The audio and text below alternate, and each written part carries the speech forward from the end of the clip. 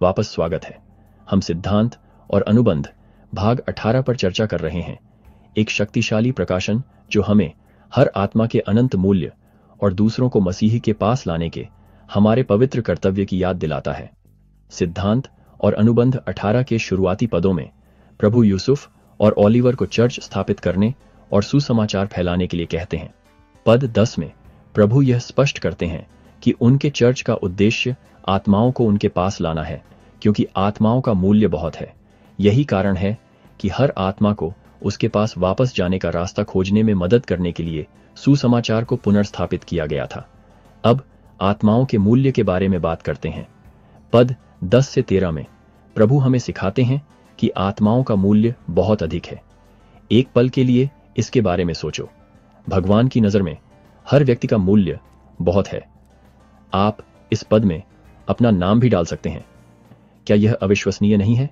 भगवान हम में से प्रत्येक से बिना शर्त प्यार करते हैं, चाहे हमारा अतीत या गलतियां कुछ भी हों।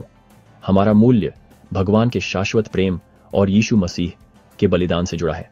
हर बार जब हम सुसमाचार पर विचार करते हैं तो हम याद कर सकते हैं कि हम भगवान के लिए कितने मूल्यवान हैं। इसका मतलब है कि हमें दूसरों के साथ उसी प्यार और सम्मान से पेश आना चाहिए।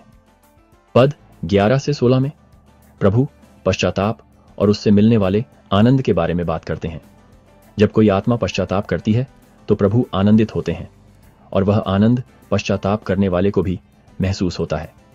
यह हमारे स्वर्गीय पिता के पास एक आनंदमय वापसी है। पश्चाताप केवल पाप से दूर होने के बारे में नहीं है, यह भगवान की उपस्थिति में वापस आने और उनके प्यार को फिर से महसूस करने के बारे में है। जब हम सुसमाचार साझा करते हैं तो हम दूसरों को उसी आनंद का अनुभव करने के लिए आमंत्रित करते हैं। यह हमेशा आसान नहीं होता है, लेकिन यह हमेशा इसके लायक होता है। किसी को मसीह के प्यार को महसूस करने में मदद करने से बहुत खुशी मिलती है। पद 14 से 16 में प्रभु आत्माओं को मसीह के पास लाने के आनंद पर जोर देते हैं। हर बार जब हम किसी को सुसमाचार सुनने में मदद करते हैं या उन्हें अपने कार्यों के माध्यम से मसीह का प्यार दिखाते हैं, तो हम उन्हें भगवान के करीब लाते हैं। यह शब्दों के माध्यम से हो सकता है, लेकिन अक्सर यह हमारे उदाहरण के माध्यम से होता है।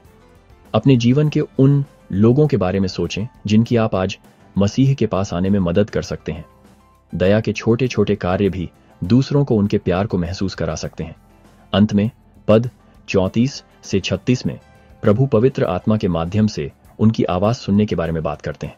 यह महत्वपूर्ण है क्योंकि हम उसका अनुसरण करने और सुसमाचार साझा करने का प्रयास करते हैं। प्रभु वादा करते हैं कि अगर हम विश्वास योग्य हैं तो हम उनकी आवाज सुनेंगे, जो हमें दूसरों की मदद करने के तरीके के बारे में मार्गदर्शन करेगी। यही कारण है कि प्रार्थना, धर्मग्रंथ अध्ययन और आत्मा को सुनना इतना महत्वपूर्ण है कि वे हमें यह समझने में मदद करते हैं कि प्रभु हमें क्या करने के लिए बुला रहे हैं। हम सभी भगवान के लिए अनमोल हैं, और वह चाहता है कि हम दूसरों को उसी मूल्य को महसूस करने में मदद करें। हर किसी की आत्मा कीमती है,